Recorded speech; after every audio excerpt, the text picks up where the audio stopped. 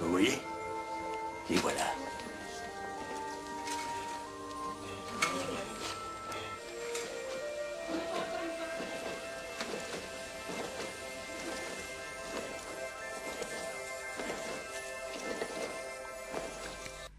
Quotidiennement, des milliers de morts dans le monde. Oui, la mort peut frapper aujourd'hui à votre porte.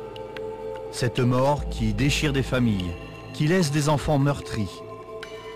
Cette mort qui nous fait mal et nous laisse toujours avec cet immense « pourquoi ?» Nous sommes totalement désarmés devant la mort.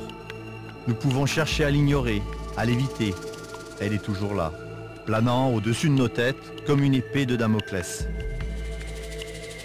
Fatalement, nous devrons y faire face, nous et nos proches, avec toute la peine que cela peut causer à ceux qui restent là. La raison pour laquelle très peu de patients réanimés in extremis racontent leur séjour en enfer est évidente, selon le Dr Rawlings. Qu'aviez-vous fait pour mériter l'enfer?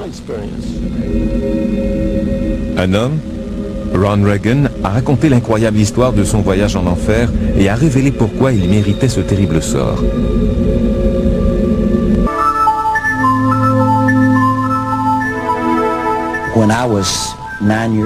À l'âge de 9 ans, je vivais dans les montagnes du Tennessee. Nous étions très pauvres. Mon père n'était pas religieux, il était alcoolique et violent. Il passait son temps à crier, à jurer et à nous battre.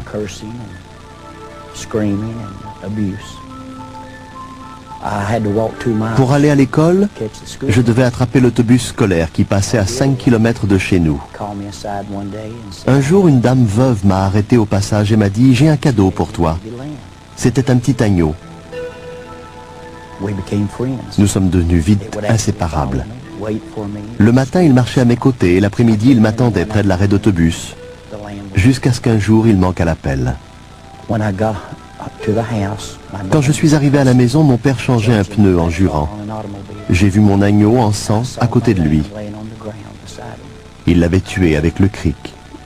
Il le lui avait plongé dans le corps. J'avais 9 ans. Je me suis mis à crier. Je me suis sauvé dans les collines en hurlant. Il a tué mon agneau. Et je me suis senti envahi par la haine et par la violence. Je ne comprenais plus rien à la vie. À l'âge de 12 ans, je faisais des fugues et j'avais un dossier aux services sociaux. À 15 ans, j'étais détenu pour homicide involontaire dans un centre d'éducation surveillée. J'avais volé une voiture et en fuyant la police, j'avais eu un accident. Il y a eu des morts. On m'a enfermé jusqu'à l'âge de 18 ans. Durant tout ce temps, j'étais habité par la haine, la colère et la violence.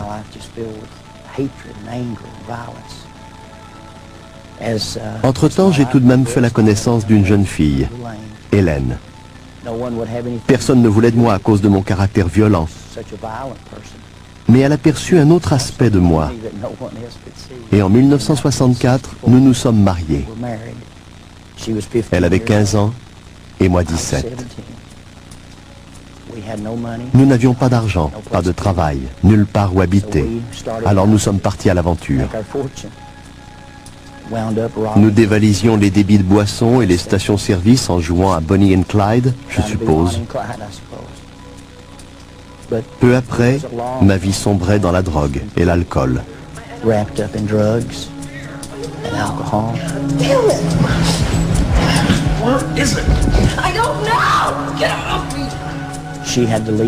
Elle m'a quitté à cause des sévices que je lui infligeais. Ça devait faire 8 ans que je traînais dans les rues d'Atlanta en Géorgie.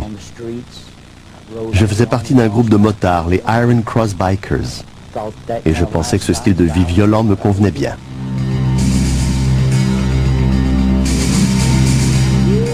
Grandma!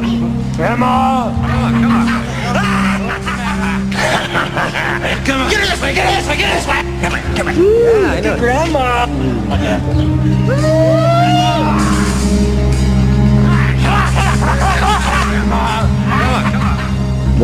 Un matin, je me suis réveillé dans la prison de Fulton Tower, à Atlanta. Ils m'ont dit, on n'en finit pas de t'arrêter pour coups, blessures et usage illégal d'une arme à feu. On a décidé de t'interroger au sujet des meurtres qui ont eu lieu ici, à Atlanta. Je ne savais même pas si j'étais coupable. Je ne me souvenais de rien, j'avais pris trop de drogue.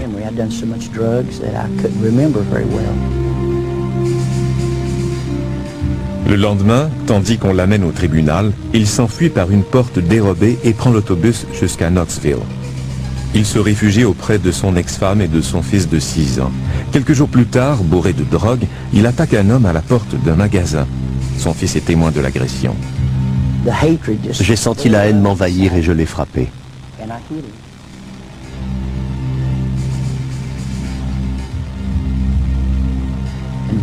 Il s'est relevé en tenant un tesson de bouteille et il s'est mis à me poignarder.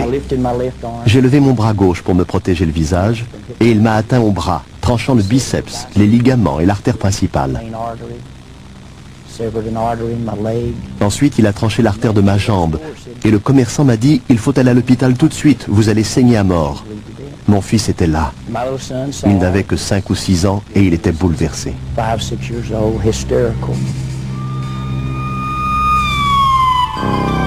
Quelques minutes plus tard, affalé au fond d'une ambulance, Reagan meurt et se retrouve aux portes de l'enfer. L'ambulancier m'a regardé et il m'a dit « Croyez-vous en Dieu ?» Je ne savais même pas de quoi il parlait. Sir, do you know the Lord? Jesus? I don't know any Jesus. Well, you better talk to him. He's in a serious condition. Damn you. And in a matter of minutes, L'instant d'après, j'étais au milieu des flammes, burst into flames. comme si l'ambulance avait soudainement explosé. And all around me, I could smell Je sentais l'odeur du feu, like an electric ou plutôt un mélange de soufre et de fumée. smell the smoke. I could hear screams. J'entendais des cris. And after a little while, it was like I was moving Au bout d'un moment, j'ai eu l'impression de survoler les flammes looking down. et je me suis retrouvé au-dessus d'un petit lac entouré de falaises. Appeared to be a small lake with cliffs all around. But the lake Le lac était en flammes and the lake et was une foule de gens y brûlaient. and they're screaming and they're burning. Ils brûlaient et hurlaient. And they're all screaming. And then Tout à coup, leurs visages se sont rapprochés et j'en ai reconnu quelques-uns. start coming close to me, and I recognize some of them. I see ones that have died. Certains d'entre eux étaient morts d'une surdose ou avaient pris le volant un soir d'ivresse. Robbery kills. Some that have D'autres avaient été tués durant un vol à main armée ou au cours d'une bagarre. some that have Ils criaient tous mon nom. and they're all screaming. Ronnie, ne viens pas. Ronnie, don't come here. Tu ne pourras plus repartir. And I hear this and I Je les entendais, je respirais cette odeur, I don't understand. mais je ne comprenais rien. Je ne connaissais pas encore la peur. Ma vie était remplie de violence et de haine. On m'avait tiré dessus, on m'avait poignardé, mais je n'avais jamais eu peur. À ce moment-là, j'ai sombré dans l'inconscience. Pendant des heures, des jours, des semaines, j'ai été incapable d'oublier cette vision. En sortant de l'hôpital, je me suis saoulé. J'ai pris de la drogue. Mais ça n'a servi à rien. Je n'arrivais pas à oublier. Dès que j'éteignais les lumières, je revoyais cet horrible spectacle.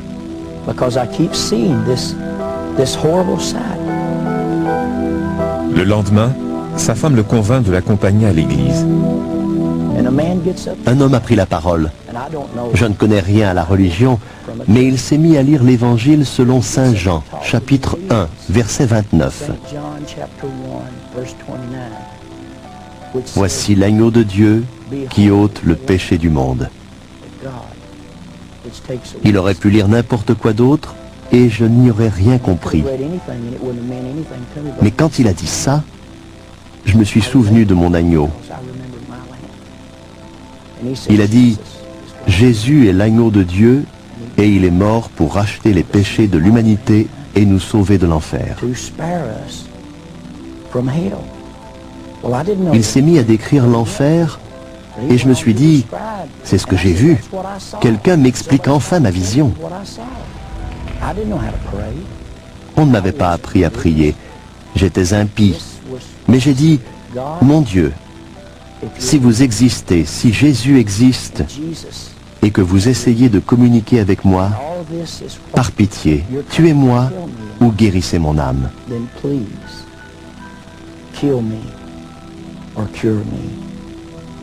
Je ne peux plus vivre comme ça. Je suis un père indigne et un mauvais mari. Je n'arrive même pas à garder un emploi.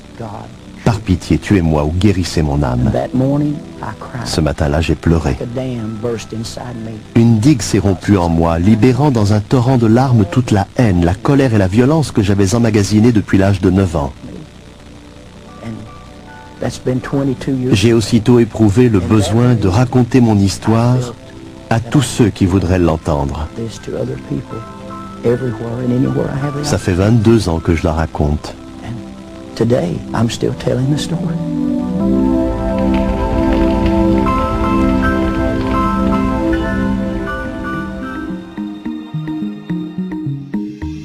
La Bible dit que Dieu et le ciel sont saints.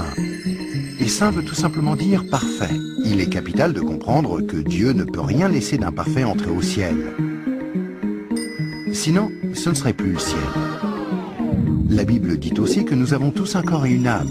À notre mort, notre corps est enterré ou incinéré. Mais notre âme, le vrai nous, vit pour toujours, soit au ciel, soit en enfer. Malheureusement, nous avons un problème, car la Bible dit que si nous avons enfreint une seule des lois de Dieu, par exemple, si nous avons menti une fois, triché une fois, détesté une fois, juste une fois, comme nous l'avons tous fait, soyons honnêtes, alors notre âme devient imparfaite et nous ne pouvons pas entrer au ciel. Connais-tu quelqu'un qui n'a jamais enfreint une seule des lois de Dieu ? La réponse est évidemment non. Alors, voilà notre problème. Nous avons tous enfreint les lois de Dieu, c'est pourquoi nous avons tous une âme imparfaite. Ainsi, si à notre mort, notre âme peut aller soit au ciel, soit en enfer, mais que pour aller au ciel, nous devons avoir un casier judiciaire vierge, et aucun d'entre nous n'en avons un, alors cela signifie que nous allons tout droit en enfer. Cela peut sembler dur, et tu te demandes peut-être comment un Dieu plein d'amour a pu créer un lieu tel que l'enfer, et comment peut-il en plus y envoyer des gens ? Alors pensons-y dans ce sens. Pense à quelqu'un que tu aimes vraiment.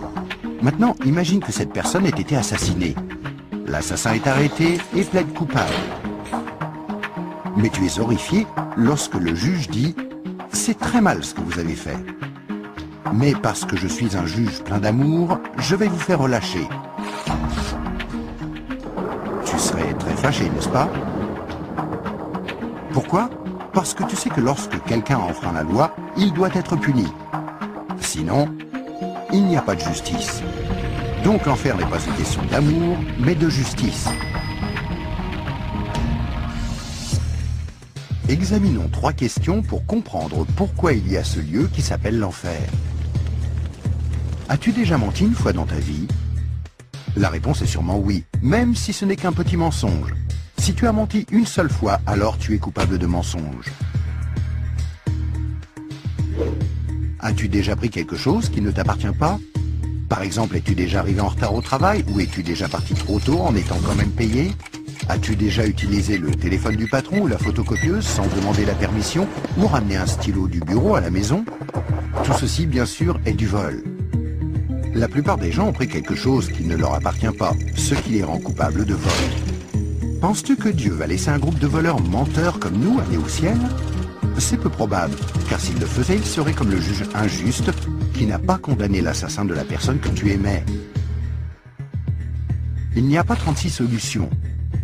Mais beaucoup diront, attends un peu, je suis quelqu'un de bien. Et il y a une grande différence entre le mensonge, le vol et le meurtre. Or, je n'ai jamais tué personne. Mais ce qui est intéressant, c'est la façon dont Jésus a redéfini le mot meurtre. Il a dit, si vous avez détesté quelqu'un dans votre cœur, vous l'avez tué dans votre cœur. Alors, voici la dernière question. As-tu déjà détesté quelqu'un? La vérité, c'est que la plupart des gens ont déjà ressenti de la colère ou de la haine vis-à-vis des autres. Ce qui, selon Dieu, nous rend coupables de meurtre. Voilà la mauvaise nouvelle. Afin qu'il y ait une justice, il faut qu'il y ait un endroit comme l'enfer. Mais voici la bonne nouvelle.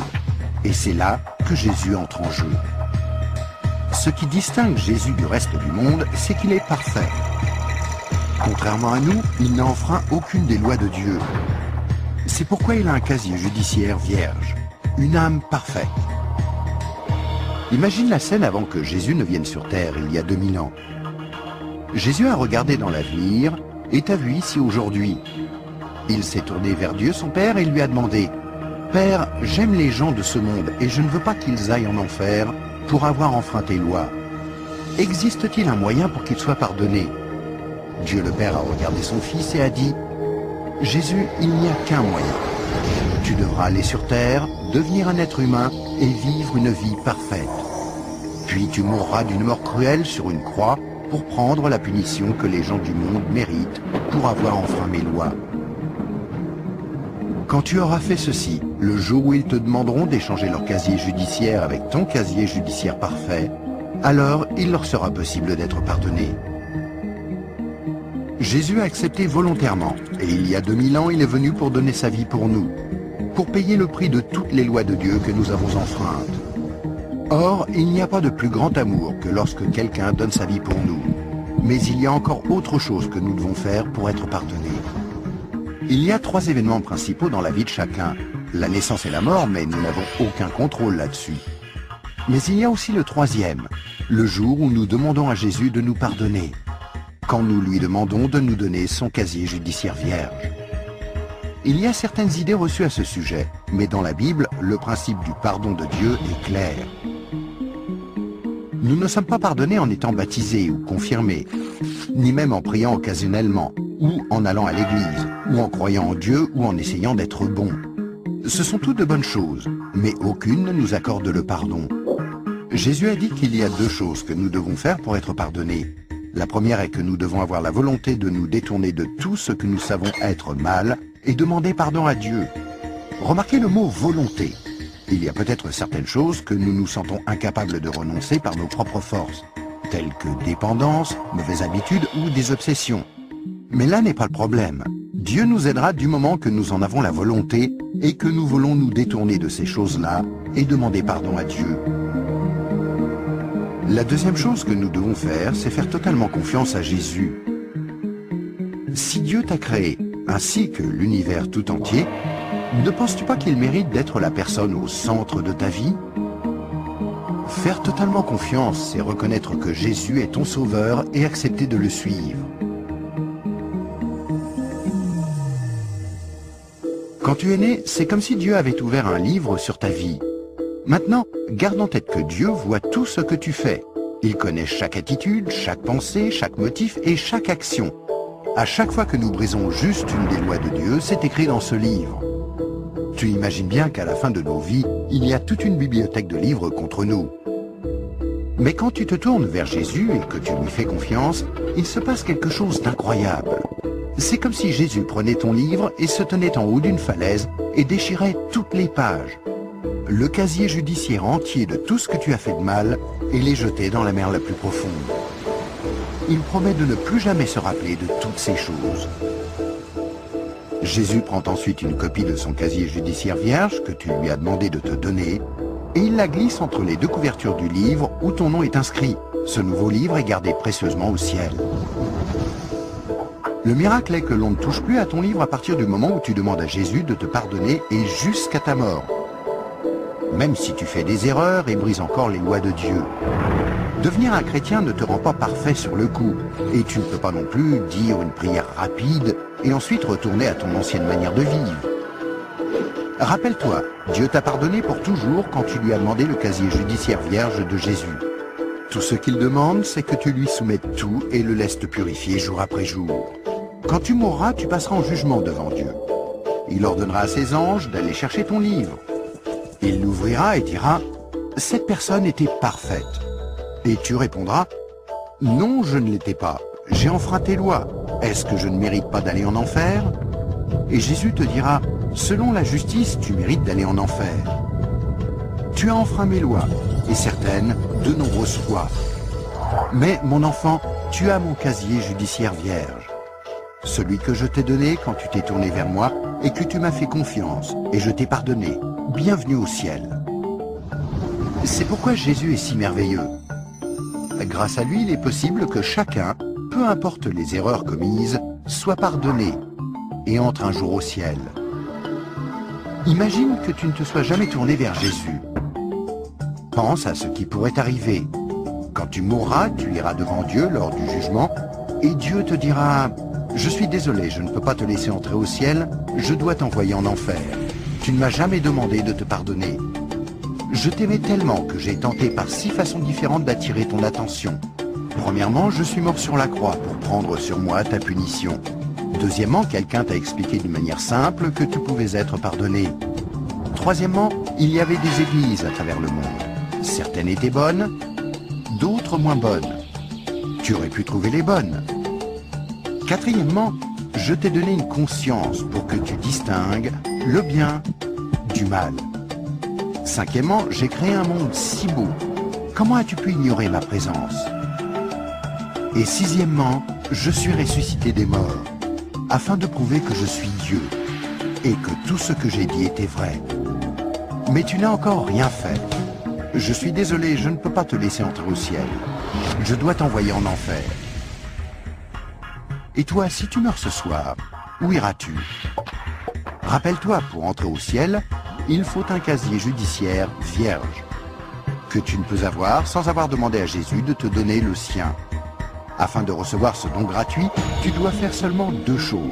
Tout d'abord, tu dois vouloir te détourner de tout ce qui est mauvais dans ta vie et demander pardon à Jésus.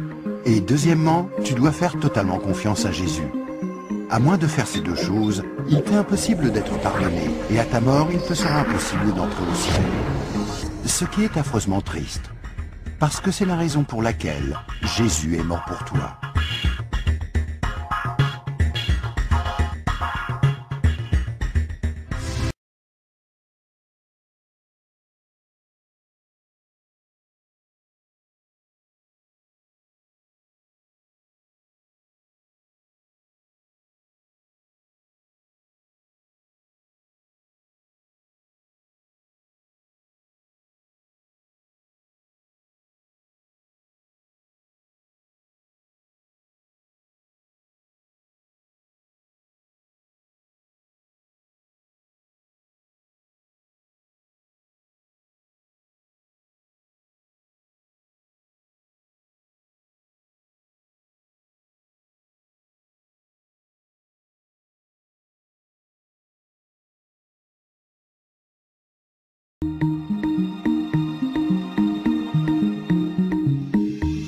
La Bible dit que Dieu et le ciel sont saints. Et saint veut tout simplement dire parfait. Il est capital de comprendre que Dieu ne peut rien laisser d'imparfait entrer au ciel. Sinon, ce ne serait plus le ciel. La Bible dit aussi que nous avons tous un corps et une âme. À notre mort, notre corps est enterré ou incinéré. Mais notre âme, le vrai nous, vit pour toujours, soit au ciel, soit en enfer. Malheureusement, nous avons un problème, car la Bible dit que si nous avons enfreint une seule des lois de Dieu, par exemple, si nous avons menti une fois, triché une fois, détesté une fois, juste une fois, comme nous l'avons tous fait, soyons honnêtes, alors notre âme devient imparfaite et nous ne pouvons pas entrer au ciel. Connais-tu quelqu'un qui n'a jamais enfreint une seule des lois de Dieu? La réponse est évidemment non. Alors, voilà notre problème. Nous avons tous enfreint les lois de Dieu, c'est pourquoi nous avons tous une âme imparfaite. Ainsi, si à notre mort, notre âme peut aller soit au ciel, soit en enfer, mais que pour aller au ciel, nous devons avoir un casier judiciaire vierge, et aucun d'entre nous n'en avons un, alors cela signifie que nous allons tout droit en enfer.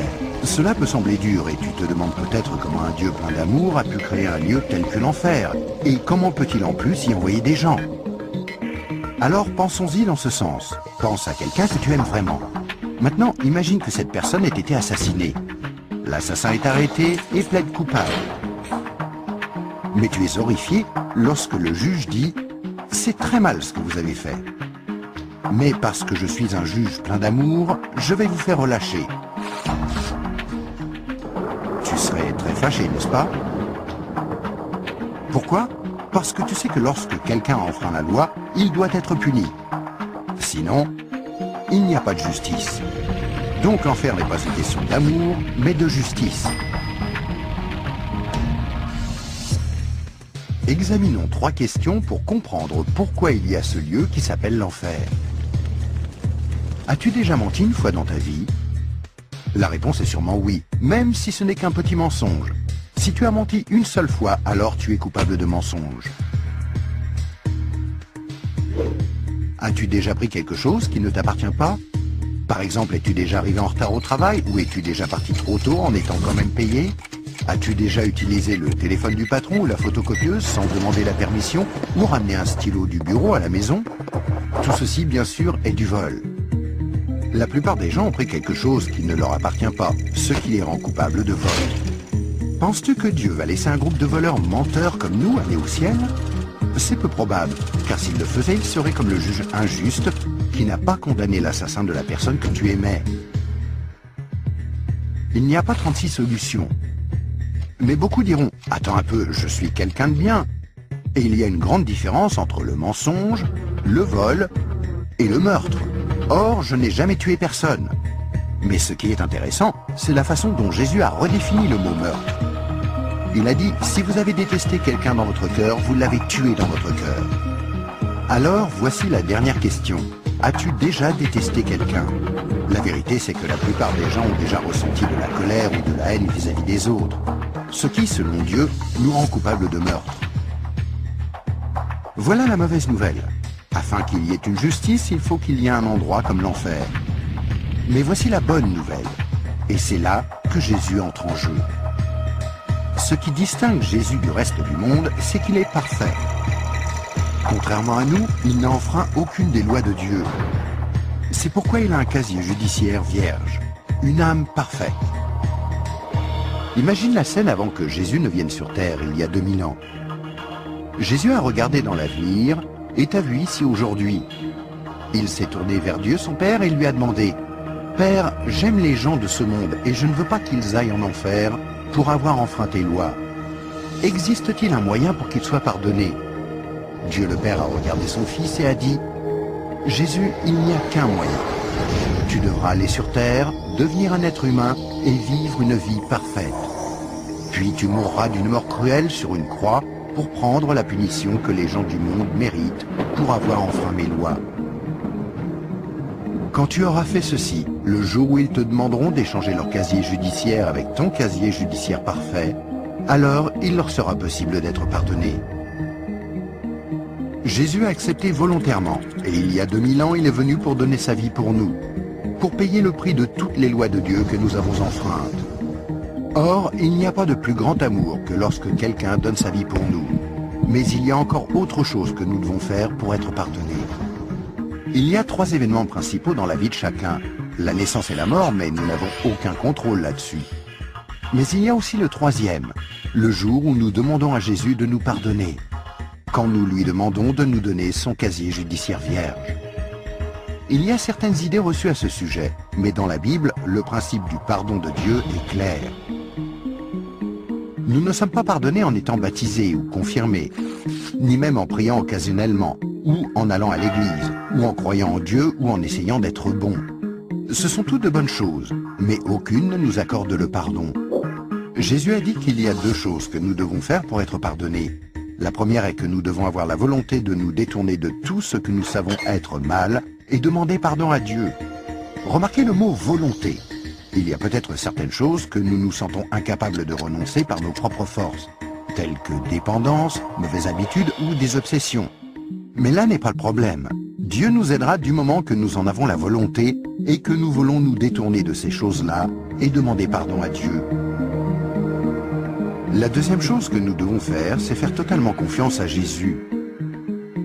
Si Dieu t'a créé, ainsi que l'univers tout entier, ne penses-tu pas qu'il mérite d'être la personne au centre de ta vie? Faire totalement confiance, c'est reconnaître que Jésus est ton sauveur et accepter de le suivre. Quand tu es né, c'est comme si Dieu avait ouvert un livre sur ta vie. Maintenant, garde en tête que Dieu voit tout ce que tu fais. Il connaît chaque attitude, chaque pensée, chaque motif et chaque action. À chaque fois que nous brisons juste une des lois de Dieu, c'est écrit dans ce livre. Tu imagines bien qu'à la fin de nos vies, il y a toute une bibliothèque de livres contre nous. Mais quand tu te tournes vers Jésus et que tu lui fais confiance, il se passe quelque chose d'incroyable. C'est comme si Jésus prenait ton livre et se tenait en haut d'une falaise et déchirait toutes les pages. Le casier judiciaire entier de tout ce que tu as fait de mal et les jeter dans la mer la plus profonde. Il promet de ne plus jamais se rappeler de toutes ces choses. Jésus prend ensuite une copie de son casier judiciaire vierge que tu lui as demandé de te donner et il la glisse entre les deux couvertures du livre où ton nom est inscrit. Ce nouveau livre est gardé précieusement au ciel. Le miracle est que l'on ne touche plus à ton livre à partir du moment où tu demandes à Jésus de te pardonner et jusqu'à ta mort. Même si tu fais des erreurs et brises encore les lois de Dieu. Devenir un chrétien ne te rend pas parfait sur le coup, et tu ne peux pas non plus dire une prière rapide et ensuite retourner à ton ancienne manière de vivre. Rappelle-toi, Dieu t'a pardonné pour toujours quand tu lui as demandé le casier judiciaire vierge de Jésus. Tout ce qu'il demande, c'est que tu lui soumettes tout et le laisses te purifier jour après jour. Quand tu mourras, tu passeras en jugement devant Dieu. Il ordonnera à ses anges d'aller chercher ton livre. Il l'ouvrira et dira « Cette personne était parfaite ». Et tu répondras « Non, je ne l'étais pas. J'ai enfreint tes lois.